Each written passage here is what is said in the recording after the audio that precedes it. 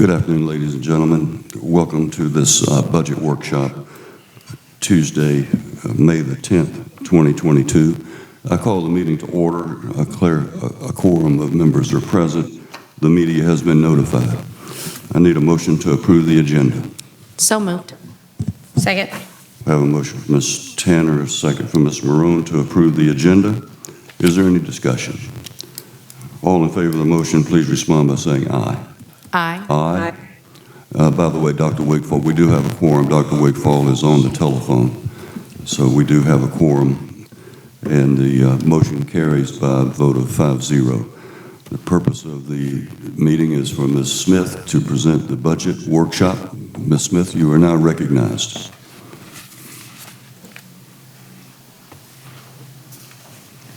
Thank you, Chairman Barrow, and good evening, Chairman Barrow, board members, and Superintendent Jackson.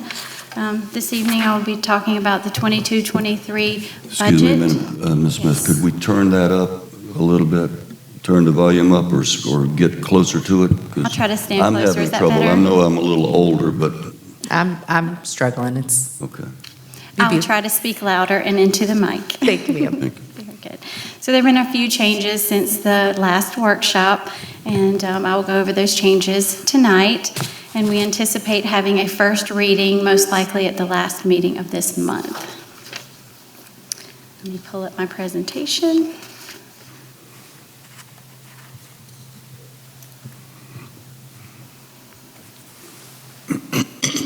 Thank you.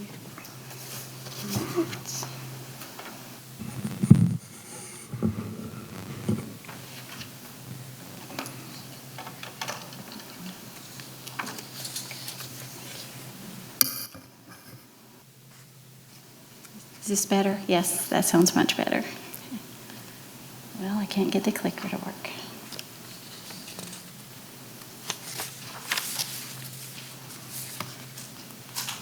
I'll just go through with this. So tonight's presentation will have information regarding the House version of the budget and the Senate version of the budget. There are a few key differences in the House and the Senate version for K-12 funding. Both versions include a new funding formula that is calculated based on the weighted pupil units and the district's index of tax-paying ability. The House version has new student weightings for funding purposes and also has language regarding increasing the minimum teacher salary scale to $40,000. BCSD already has a salary scale above that amount. With 0 years of experience, our starting pay is $40,987. This slide includes all revenue, including the House projections. Looking at the overview of revenue, the last meeting I used an 8% increase in local funding, but for the purposes of this presentation, I'm going to use a 7%. We're projecting, and that's $7.6 million in increase. We're projecting a slight growth in fee in lieu of revenue, $519,000. EFA funding, state aid to classrooms, and teacher salary supplements are now included in the new formula, which is why they are zeroed out here.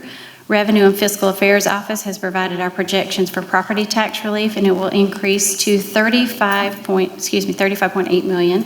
No increases for merchant inventory or manufacturer's depreciation, PIBA reimbursement, or indirect cost.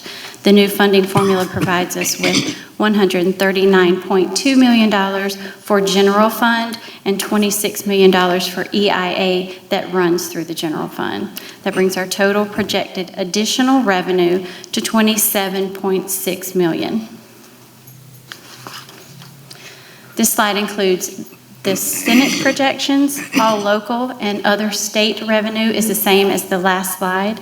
The only item on this slide that is different for the Senate version purposes, it's called a stake in the ground. You'll see that on the third to the last line up there. And what that means is we will not receive anything less than what we received based on our 135th day student allocation for this year.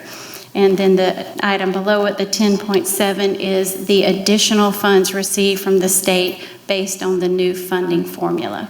So that gives us an additional $27.8 million. It's about it's a little less, a little less than the House projection, a little more than the House projection, but it's not too far off.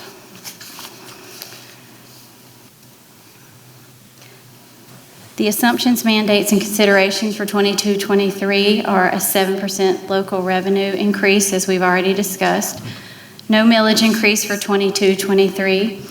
The aid to district and at-risk state funds will be backpacked into the general fund allocation. A mandated step increase for teachers that qualify. Our scale is up to 27 years. A district-mandated 1% increase in retirement, a PIBA increase to health insurance of 18.1%. Ours is calculated for half of a year, which is the 9.05%.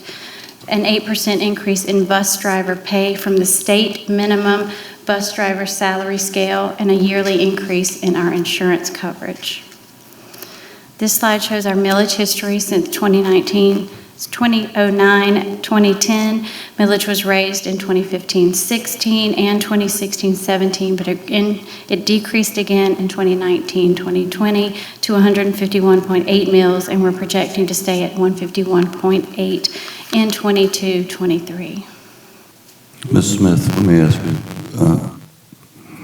there's no millage increase proposed No, sir. for this budget. No, sir. That slide indicates that, 2 or 3 years ago, we reduced millage by 12 mills. Yes, sir. In 2019-2020, we reduced it to 151.8 by 12 mills. Do you recollect, or does that slide show the actual, how many years it's been since we actually had a millage increase? The last increase that we had was in 2015-16 and then 2016-2017. So for 7 years, there's been no increase in millage. That's correct. In fact, there's been decreases. The 12 millage decrease in what, 18? It was in 2019-2020. 19. Just thought I'd give that for a reference for some of the folks who wanted to be made aware of the historical perspective of this board and trying to make sure that we're fiscally responsible and or aware that taxpayers are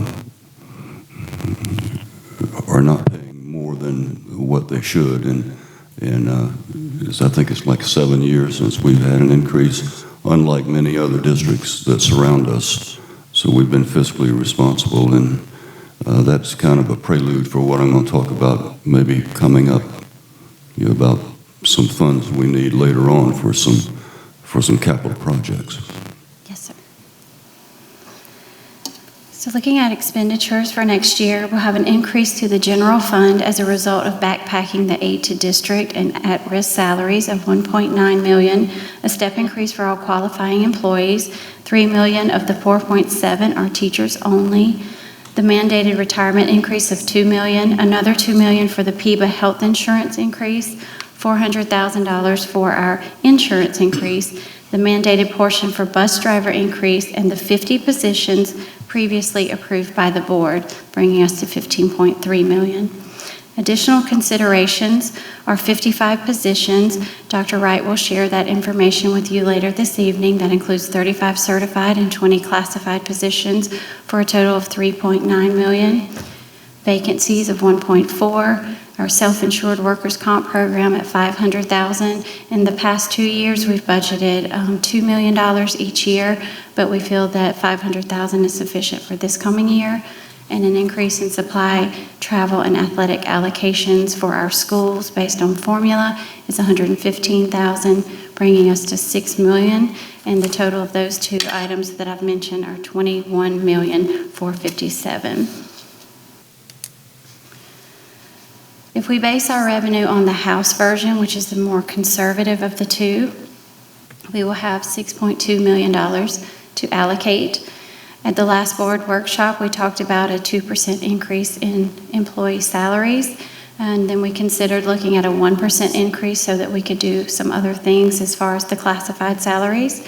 A 1% salary increase for employees is $2.5 million, an increase to the bus driver pay based on our scale and not the minimum scale for the state. If we increase that by 5%, we would need an additional $75,000 in addition to what you saw on the previous slide.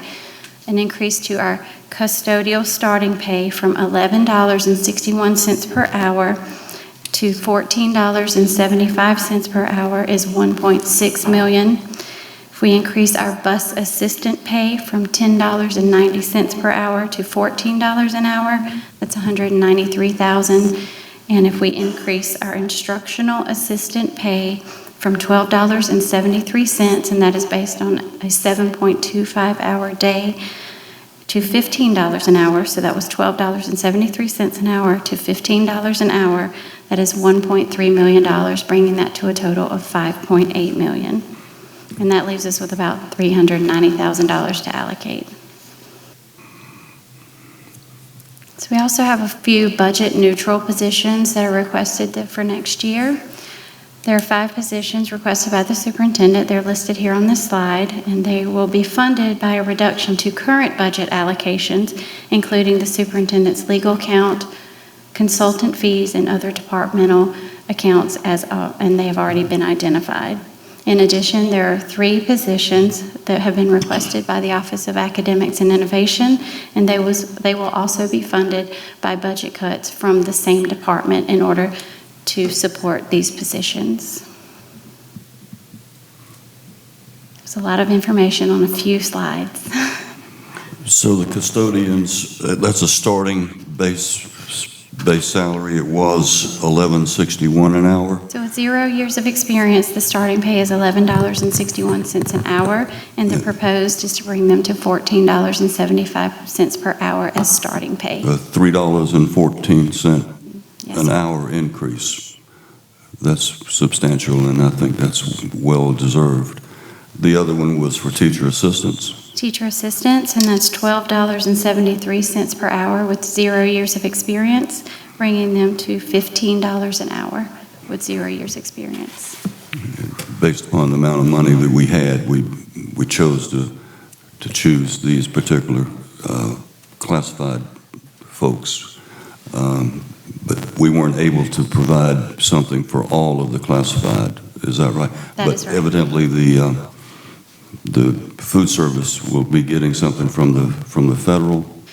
We will talk about food service probably at the last meeting of this month. They are not funded by the general fund. They are funded by federal funds, but there will be a request for an increase in salaries for those positions as well, the classified.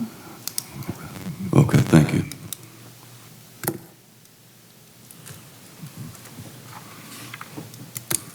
Anyone else have any questions? So this is a balanced budget based upon the projections, and the reason why we're a little bit late in the second budget workshop is we've been waiting for some information from the state legislature, yes. And in terms of. There has not been a decision made at the state level, so we are kind of pushed back a little bit. But we're still prepared to go forward with the budget at the next meeting. And this one that I presented this evening is not exactly zero balanced out. There's about $390,000 or so that's unallocated at this point. So the first reading is what we anticipated at the next meeting. Yes, and I will present a balanced budget at that meeting. Okay. Any board members have any questions or comments? Are you finished with your presentation? I am finished, if you are finished. I thought so. Well, thank you for all your hard work, Ashley. I appreciate it. Thank you, Mr. Ramsey. Especially for those custodians. Dr. Wigfall, you have any questions? No, sir. Nope. Seemed like a pretty quiet evening. Pretty good start, huh? Thank you, Ms. Smith. Thank you. Thank you.